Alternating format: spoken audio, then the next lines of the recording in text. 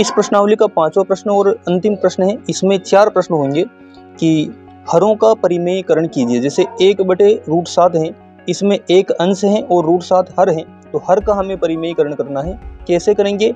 1/√7 लिखना है और उसके बाद में √7 का अंश और हर में दोनों जगह हम √7 का गुणा करेंगे। अंश और हर में √7 का दोनों जगह हम गुणा करेंगे।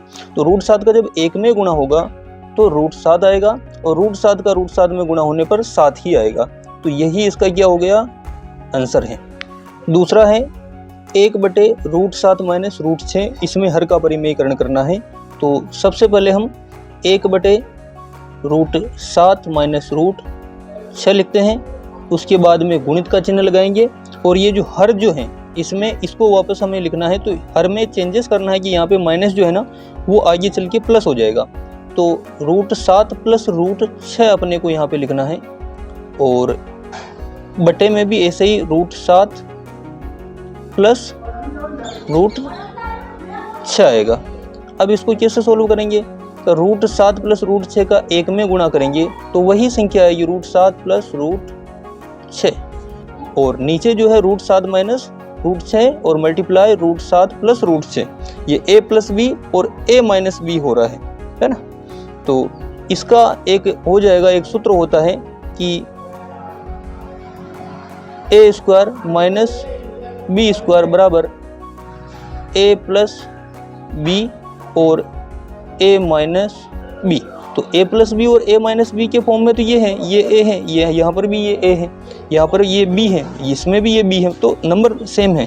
तो a प्लस बी और a माइनस बी के रूप में तो ये है, हमें इसको a² माइनस b² के रूप में करना है। तो हम क्या कर सकते हैं? √7 का स्क्वायर और माइनस √6 का स्क्वायर, ये हम इसको कर सकते हैं। तो आगे क्या हो जाएगा इसका कि ऊपर √7 प्लस √6 आएगा और नीचे √7 का जो स्क्वायर होगा वह ऊपर √7 का स्क्वायर 7 ही होगा और √6 का स्क्वायर 6 होगा। तो ऐसे में 7 में से 6 जाएगा तो 1 बचेगा और उत्तर क्या आएगा? √7 प्लस √6। यही इसका आंसर है। तीसरा प्रश्न है 1/√5 प्लस √2।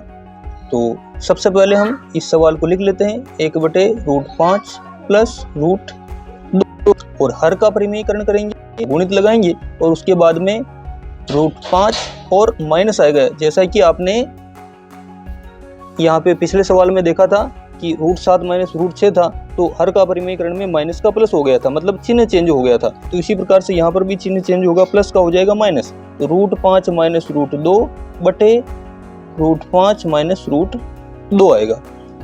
तो इसका हम गुणा करते हैं। 1 का गुणा √5 माइनस √2 में होगा तो वही संख्या आएगी। 1 में किसी भी संख्या का गुणा करें तो वही संख्या आती है। अब उसके बाद में यहाँ पर भी देखो a plus B a minus B है, तो वही जैसा हमने फार्मूला पिछले सवाल में लगाया था वैसे ही होगा। तो यहाँ पर हम क्या करते हैं? √5 का स्क्वायर माइनस √2 का स्क्वायर। और इसको नॉर्मल तरीके से भी किया जा सकता है। इससे पहले √5 का √5 में गुणा करेंगे तो 5 आएगा, √5 का √2 में करेंगे तो √10 आएगा माइनस का, फिर √2 का √5 में तो वापस √10 आएगा प्लस का, और फिर √2 का √2 में करेंगे तो माइनस का 2 आएगा। तो ऐसे में 5 माइनस 2 वो फाइनली हो जाएगा, क्योंकि √10 प्लस और माइनस दोनों का है तो वो कट जाएगा। तो अब यहाँ पर देखते हैं कि √5 माइनस √2 और √5 का स्क्वायर 5 होगा और √2 का स्क्वायर 2 होगा।